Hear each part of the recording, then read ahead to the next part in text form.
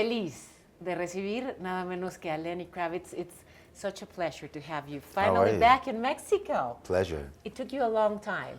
It did, and that will not happen again. Well, we really hope so. And you'll be singing in 3 different cities. And tell me, how are you going to surprise us, your Mexican fans? I'm going to surprise myself, I'm sure, because these are our first shows. So you never quite know how the first shows are going to come off.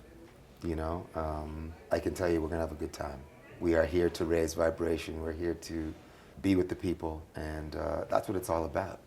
You know, it's not about people just coming to see me. I'm here to see them.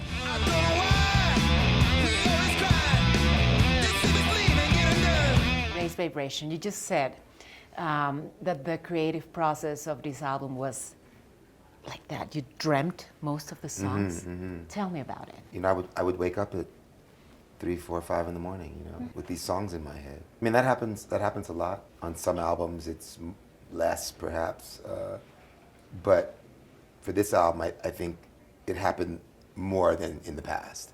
It was all a dream.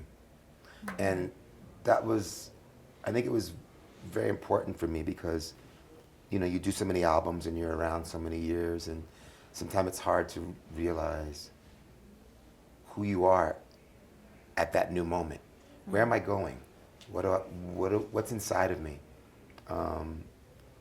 And I had to take the time to be quiet and not try to do anything and wait to see what I'm given, and that's what happened. I just let go, and the music came, and for me, that's the best way to do it. How magical. You know, it takes me out of my own way.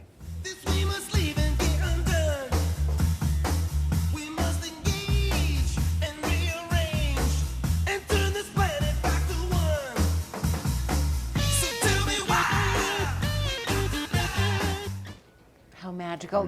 That of course means that the inspiration is there. What inspires you? Well, it's all inside of you. Yes. It's all the things that you've collected from the last time, you know? All your life experiences, what's going on in your spirit and your mind. But sometimes you don't realize it. Like, there's songs that I wrote, and while I was writing the lyrics, I didn't quite understand why I was saying what I was saying until I got to a certain point. And then I realized, oh, this is about that. Wow, I didn't even see that coming, you know? So it's just interesting how it works. You know, it's very magical.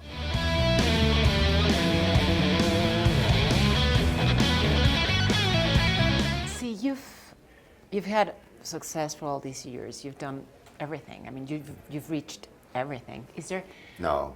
Not everything? No, What are you missing? I feel like I'm just beginning again, you know? Wow. It's like, I'm not one to ever be satisfied with where I am. It doesn't mean I'm not grateful, but I'm always trying to grow. I'm always trying to be better.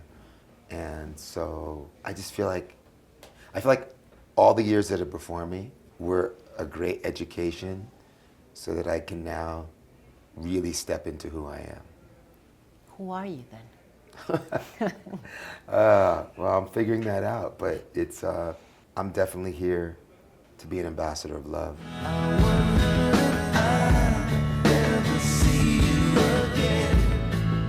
That means a lot of things.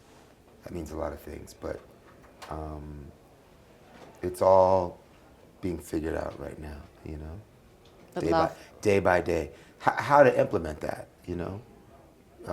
Because it's not just about the music and the message, it's also about action. Action? Yeah. You're also very active, of course. How you help people, how you help situations. And so it's all sort of working itself out.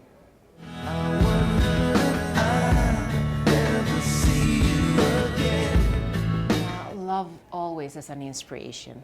Absolutely. Are you in love? Pardon? Are you in love? I'm in love every day. Every day I wake up, I'm grateful. It doesn't have to be this way, you know? All of the little things are the big things.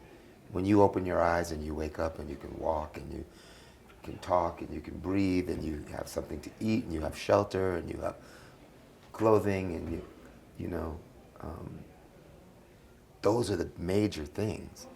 The success and all the other things that people consider big things. That's just stuff, you know, but just to wake up and have peace of mind is a very big thing. These voices in my head, they talk and talk about regret. That I should never trust you again. That you were always the one to blame. Tell me, you've worked with, I mean, everybody, Justin Timberlake, Madonna, Mick Jagger. Is there anyone that you would like to work with or you're planning to? I don't know right now. You know, I had the opportunity to work with so many of my heroes, from Bowie to Prince to Michael Jackson to James Brown to Curtis Mayfield to, you know, Al Green and, you know, Robert Plant. And, you know, I could go on.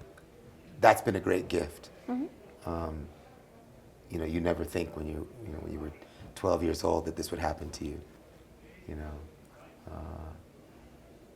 But I have no plans right now. I don't know. Okay. Those things normally come very organically. I never planned any of them, really. They happen. But Except with Madonna, when I told her I had a #1 song for her. And I made that phone call. But it normally just kind of happens from meeting people. Are you gonna be my girl? Or are you gonna be the one who the new generation of musicians, is there anyone that you like or admire? Yeah, I mean, I don't know who I would end up working with. I don't know, but we'll see. Yeah. Give me a call. All right. Tell me a little bit about your relationship with Mexico, with Mexican food, with Mexican music. Well, Mexican culture, you know, I grew up in New York City, where at that time I wasn't so aware of Mexican culture so much. It was more Puerto Rican and Dominican and Cuban. That was in my face, you know? And then I moved to LA when I was 11. And that's when I became friends with you know, with Mexican people and learned, you know, about culture and food and language and da-da-da-da. And that's how that started. And then obviously coming here for the first time was a very big deal for me because I had never been here. I hadn't played in a smaller venue. I hadn't played a club or a theater, or I just came here and Azteca Stadium was sold out. And it really blew my mind. That, I have to say, that's the one concert that took my head off. Oh, really? Because as I was going out, I didn't understand how all these people were here for me. I was like, is Michael Jackson out there? Like, I'm hearing all this screaming, and I was like, this can't be real. Well, Lenny Kravitz was there. No, but you know, I'd never been here, and so it was surreal. In fact, that concert's still a dream to me. Like, I remember it, but it was a very outer body experience. And then I came back after and played again. But it's been too many years now, and so especially after landing here, just feeling it again. And this is a place that I'm definitely going to make sure that I make a regular stop. For the next 5 years, I'm going to be on the road a lot. I'm giving myself that time to do that, to go around the world several times. And Mexico will be a regular stop, I can promise you that. Those are great news for Mexico. See, you talk about friendship, unity, and there's people who are, well, insisting on building a wall in our border. What do you think about that? I don't even have to get political with it, because my message has been consistent from day one, which is let love rule. And that's what it's about. I don't so much relate to borders and countries and you're you and we're us and that's them and you can't cross this line or you can't do. We're all here on this beautiful earth that we were given together. And I believe that regardless of what country, we all have to work together. We will not get where we need to get unless we work together. There's no way. And it saddens me that people in general don't realize that, you know? And so that's why, you know, in going back to from my first album to my latest one that will be out in the fall, Raise Vibration, I believe we're in a time where we really have to look at ourselves from the inside out, and we have to raise our vibration where we can all have a better understanding of how to work together. Because that's our only way to survive all of it. Lenny, thank you very much Thank for you. sharing. Is there anything else that you would like to say? No, I'm very happy to be here, and thank you for having me, Mexico. Once again, I am humbled by your hospitality, and I look forward to seeing you. Thank you very much. Thank you.